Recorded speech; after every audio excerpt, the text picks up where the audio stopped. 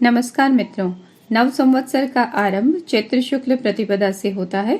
12 अप्रैल को प्रातः 8:02 पर प्रतिपदा तिथि आरंभ हुई। नवरात्र स्थापना सूर्योदय व्यापिनी तिथि में होने के कारण से प्रतिपदा में 13 अप्रैल को नवरात्र स्थापना की गई। प्रतिपदा तिथि के आरंभ के समय IST भारतीय मानक समय के अनुसार वृष लग्न का उदय हो रहा था और वृष लग्न की कुंडली इस प्रकार बनी कि वृषभ लग्न में राहु और मंगल की स्थिति थी और उसके बाद में सप्तम भाव में यानी वृश्चिक राशि में केतु और मकर राशि में शनि, नवम भाव में भाग्य स्थान में और दशम भाव में गुरु की स्थिति रही और सूर्य, चंद्र और बुध ये एकादश भाव में रहे और शुक्र जो है वो मेष राशि में द्वादश भाव में रहे। तो इस प्रकार से जो पूरा फोकस है ग्रहों का वो द्वितीयार्ध में अधिक दिखाई देता है और साथ ही जब वर्ष आरंभ हो रहा है उस समय पर राहु मंगल की जो स्थिति है उसका प्रभाव भारतवर्ष पर देखने को मिलेगा। सूर्योदय में प्रतिपदा मंगलवार के दिन होने से राजा मंगल हैं और 13 अप्रैल को मेष संक्रांति के दिन मंगलवारी होने से मंत्री भी मंगल हैं और इस वर्ष की वर्ष कुंडली में वृषभ लग्न में राजा और मंत्री मंगल राहु से प्रभावित होकर लग्न में ही स्थित हैं। अतः भ्रम की स्थितियां रह सकती हैं। और अगर हम आगे की संक्रांतियों की बात करें तो कर्क संक्रांति के दिन के स्वामी शुक्र हैं, अतः सशेष जो है वो शुक्र हैं, दुर्गेश चंद्रमा हैं और कन्या संक्रांति के दिन के स्वामी गुरु हैं, अतः धनेश बृहस्पति हैं।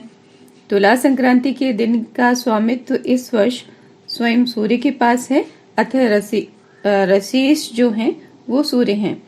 इस वर्ष धानेश बुध, नीरेश शुक्र और फलेश चंद्र हैं।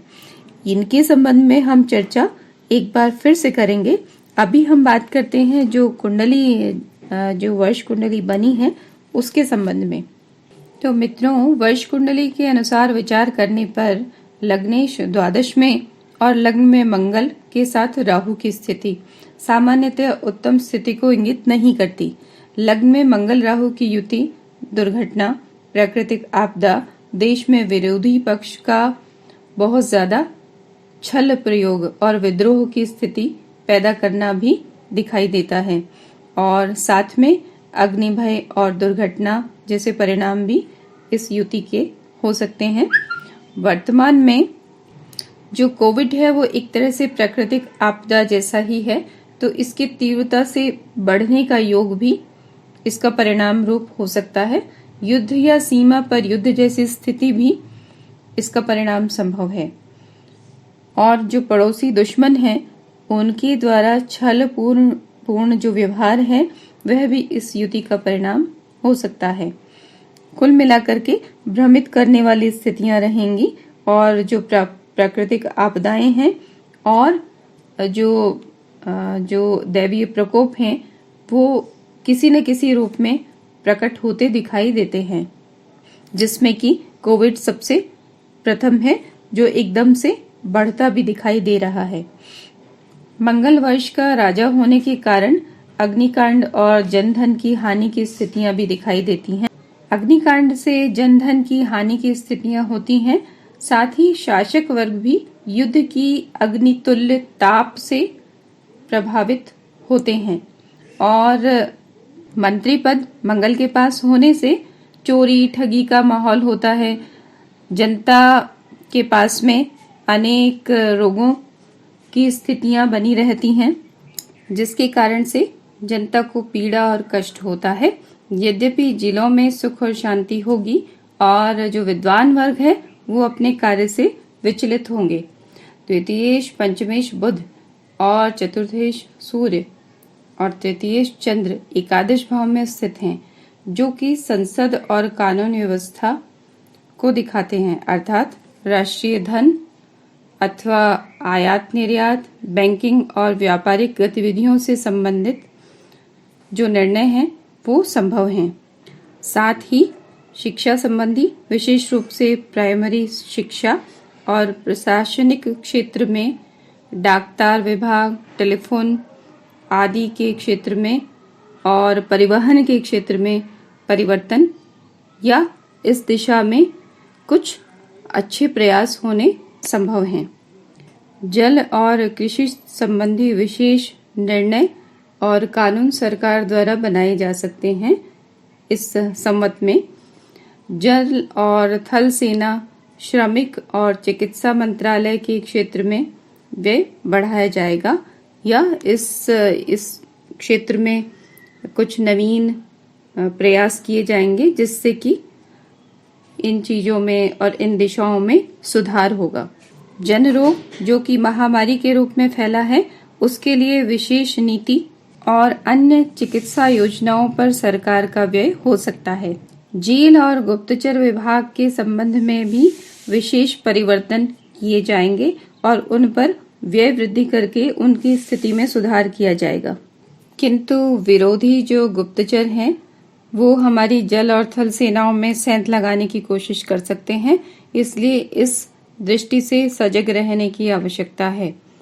लग्न में मंगल राहु की स्थिति, साथ ही चतुर्थ भाव पर उसका प्रभाव कृषि और जल और जनमानस पर प्राकृतिक प्रकोपों का प्रभाव होने की संभावना दिखाता है और ऐसी स्थितियों से इनकार नहीं किया जा सकता। न्यायालय और न्याय के क्षेत्र में ऐतिहासिक निर्णयों की ओर कदम बढ़ेंगे। देश के धार्मिक स्थलों के संबंध में भी शनि की न्यायप्रियता का प्रभाव मिल सकता है।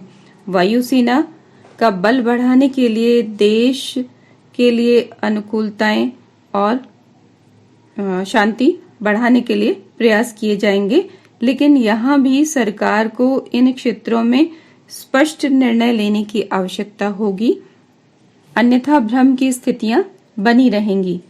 गरिमा, गंभीरता और न्याय की झलक यद्यपि सरकारी निर्णयों में मिलेगी, लेकिन निर्णयों में भी ढुलमुल व्यवस्था से हानि होगी। सरकार को कुछ गंभीर विषयों पर वृद्धजनों या क्षेत्र विशेष के अनुभवी जो विशेषज्ञ हैं उनसे सलाह अवश्य लेनी चाहिए। तो मित्रों, यह तो था विक्रम संवत 2078 का जो सामान्य संवत फल है भारतवर्ष के लिए। इस संबंध में विशेष चर्चा एक बार फिर से हम करेंगे। तो आपको यह एपिसोड हमारा कैसा लगा, इसे आप कमेंट में लिख सकते हैं। अगर आपको यह एपिसोड पसंद आता है तो आप इसे लाइक करिए, अपने मित्रों के साथ शेयर करिए और बेल आइकन को दबाइए।